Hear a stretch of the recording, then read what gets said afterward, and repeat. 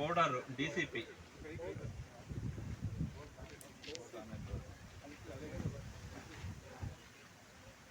Next powder extinguisher. ಇದು disadvantage ಅಂತ ನಿಮಗೆ ಯೂಸ್ ಮಾಡಿದ್ರೆ ಗೊತ್ತಾಗುತ್ತೆ. ಇದ್ರದ್ದು ಸ್ವಲ್ಪ ಡಿಸ್ಅಡ್ವಾಂಟೇಜ್ ಇದೆ, ಏನು ಅಂತ ಇವಾಗ ಆಪ್ರೇಟ್ ಮಾಡ್ತೀವಿ, ಮಾಡಿದಾದ್ಮೇಲೆ ಗೊತ್ತಾಗುತ್ತೆ.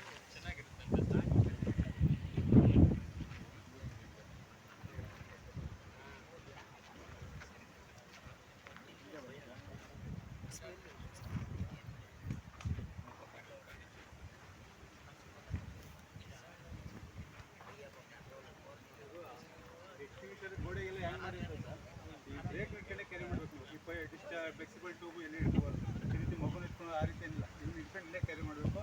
2ರಿಂದ 10 kg ಬಿಲೋ ವೇಟ್ ಇರ್ತಾವೆ ಅಷ್ಟೇ, ಜಾಸ್ತಿ ವೇಟ್ ಇರಲ್ಲ. ಅದಕ್ಕೆ ಕ್ಯಾರಿ ಮಾಡಿ ಸ್ವಲ್ಪ ಡಿಸ್ಟೆನ್ಸ್ ಇಟ್ಕೋಬೇಕು. ಗಾಳಿ ಇಂದೇ ಡೈರೆಕ್ಷನ್ ನೋಡ್ಕೋಬೇಕು, ಗಾಳಿ ಯಾವ ಕಡೆ ಹೋಗ್ತದೆ ವಿರುದ್ಧ ದಿಕ್ಕಲ್ಲಿ ಎಕ್ಸ್ಟಿಂಗ್ವಿಷ್ ಮಾಡಬೇಕು.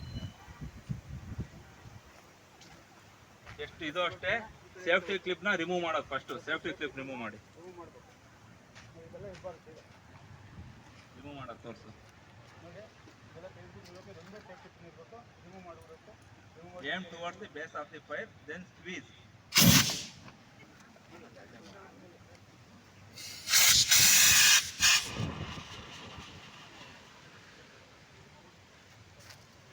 ಅಷ್ಟೇ ಇಲ್ಲ, ಇದ್ರದ್ದು ಈಸಿಯಾಗಿ ಬರಲಿ ಅಂದರೆ ವಾಟರ್ ಥರ ಫ್ಲೋ ಆಗೋದಕ್ಕೆ ಅದರಲ್ಲಿ ಕಂಟೆಂಟ್ಸ್ನ ಆಡ್ ಮಾಡಿರ್ತಾರೆ. 98% ಸೋಡಿಯಂ ಬೈಕಾರ್ಬೋನೇಟ್ ಇರುತ್ತೆ, magnesium carbonate, tri calcium phosphate, potassium stearate ಇರುತ್ತೆ. ಟ್ರೈ ಕ್ಯಾಲ್ಸಿಯಂ ಫಾಸ್ಫೇಟ್ ಏನಂದರೆ ಮಾಯಿಶ್ಚರ್ ಕಂಟೆಂಟ್ಸ್ನೆಲ್ಲ ಹೀರ್ಕೊಂಬಿಟ್ಟು ಜಸ್ಟು ಪೌಡ್ರು ವಾಟರ್ ಥರ ಫ್ಲೋ ಆಗೋ ಥರ ಹೋಗೋದಕ್ಕೆ ಈಸಿ ಆಗುತ್ತೆ.